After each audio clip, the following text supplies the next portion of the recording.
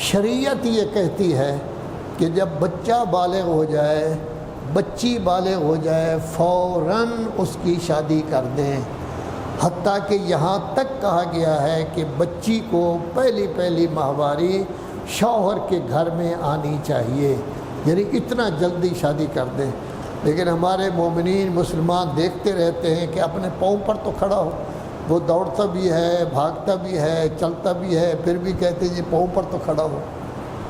اللہ کہتا ہے رزق دینا میرا کام ہے، اور اللہ تبارک و تعالیٰ نے سورہ نور میں باقاعدہ وعدہ کیا ہے، اس میں یہ کہا ہے انکحوا الایام منکم، کہ آپ اپنی بچیوں کی شادی کر دیں، ان یکونوا فقراء، اگر یہ لڑکا فقیر ہے، محتاج ہے، اخراجات پوری نہیں ہوتے، یغنہم اللہ من فضلہ، اللہ اپنے فضل و کرم سے اسے مستغنی کر دے گا۔ اللہ تو یہ کہہ رہا ہے، اب اللہ کی بات کو ہم مانتے ہی نہیں، ہمارے ذہن میں نہیں آتی۔ ہم کہتے ہیں لڑکا جو ہے وہ پاؤں پر کھڑا ہو جائے، اور جس وقت وہ نوکر ہو جائے گا، کبھی بے نظیر کا نوکر، کبھی نواز شریف کا، کبھی شاہ احمد شریف کا، کبھی عمران خان کا، اللہ کا نوکر نہیں، ان کا جب نوکر بن جائے گا تو پھر ہم اس کی شادی بعد میں کر دیں گے۔ ہمارے مولوی صاحبان بھی یہی کہتے ہیں۔ ایک مولوی صاحب کے 2 بیٹے بڑے جوان ہیں، 25 30 سال کی عمر ہو گئی ہے، 2 مولوی صاحبان کو ان کو کہا جاتا ہے تو وہ یہی کہتے ہیں جی اپنے پاؤں پر تو کھڑا ہو جائے۔ اللہ کہتا ہے اگر فقیر ہیں یغنہم اللہ من فضلہ۔ اب سوال یہ پیدا ہوتا ہے یا اللہ کروڑوں شادیاں ہو رہی ہیں، تو ایسی صورت میں آپ کیسے ان کو دیں گے؟ اللہ فرماتا ہے واسعٌ، اللہ میں ہر شے کی وسعت ہے۔ یا اللہ کروڑوں لوگوں کی شادی ہو رہی ہے، آپ کو پتہ کیسے چلے گا؟ اللہ فرماتا ہے نہیں جانتا بھی ہوں میں۔ تو اللہ کی بات کو ماننا چاہیے نا۔ اللہ کہتے ہیں مستغنی بھی کر دوں گا، میرے پاس ہر چیز کی وسعت ہے۔ ما عندکم ینفد وما عند اللہ باق، آپ کے کھربوں روپے ختم ہو جائیں گے، اللہ کا بینک کبھی دیوالیہ نہیں ہوتا، اس کے ختم نہیں ہوتا، لیکن اللہ کی بات پر اعتبار نہیں۔ کیوں نہیں؟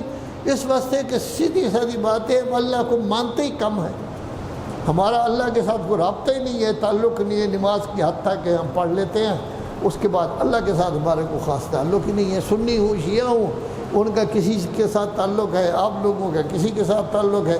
تو اللہ تبارک و تعالیٰ کہتا ہے ہم پرانے بچے تھے جب رہ رہے تھے وہاں سرگودا سے 12 میل دور استاد علماء کے مدرسہ میں، تو وہاں ہندو سے وہ بیچارہ مسلمان ہوا، خود فوت ہو گیا، 3 بچے تھے، 2 بیٹے اور 1 بیٹی تھی۔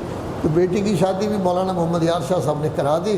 لڑکے کی جب شادی ہونے لگی تو انہوں نے کہا نہ اس کا گھر ہے، نہ اس کا تیڑ ہے، نہ اس کا آگا، نہ اس کا پیچھا، نہ اس کا کوئی رشتہ دار، نہ کوئی تعلق والا، رابطہ والا، مسلمان ہوا ہے، باپ اس کا فوت ہو گیا ہے، تو ایسی صورت میں اگر یہ شادی کر لے گا تو بیگم کو روٹی کہاں سے کھلائے گا؟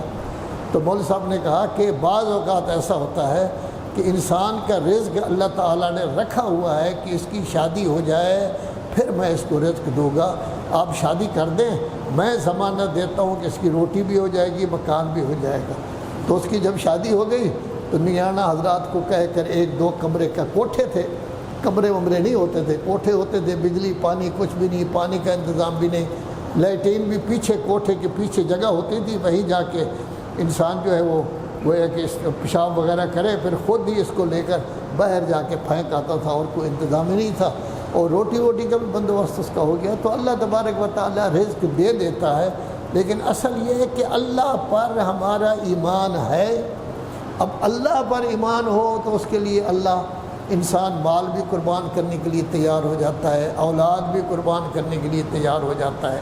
اپنے آپ کو یہ ہوتا ہے اللہ پر ایمان۔